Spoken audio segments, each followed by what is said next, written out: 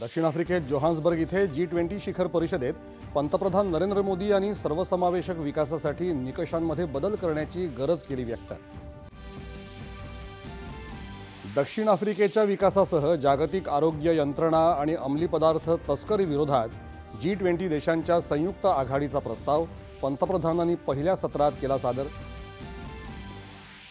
दक्षिण आफ्रिकेत वास्तव्यास असलेल्या 7व्या पिढीतल्या नागरिकांना आता मिळणार OCI सुविधेचा लाभ।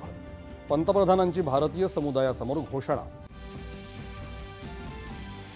जगातल्या महाशक्ती वैयक्तिक स्वार्थासाठी संयुक्त राष्ट्रांच्या नियमांना बगल देतात। भारतानं मात्र कायम आंतरराष्ट्रीय कायद्यांचं पालन केलं। राजनाथ सिंह। कृषी क्षेत्रात कृत्रिम बुद्धिमत्तेचा उपयोग करून शेतीचं भविष्य बदलता येईल।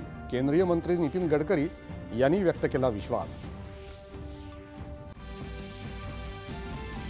भारतीय मनोरंजन विश्वाच्या आंतरराष्ट्रीय चित्रपट निर्मिती संस्थांसोबत सहकार्यासाठी इफ्फीमध्ये 3 सामंजस्य करारांवर स्वाक्षऱ्या।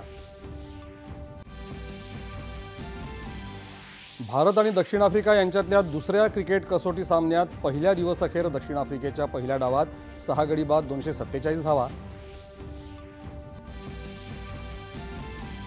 आणि ऑस्ट्रेलियन खुल्या बॅडमिंटन स्पर्धेत भारताच्या लक्ष्य सेनची पुरुष एकेरीच्या अंतिम फेरीत धडक।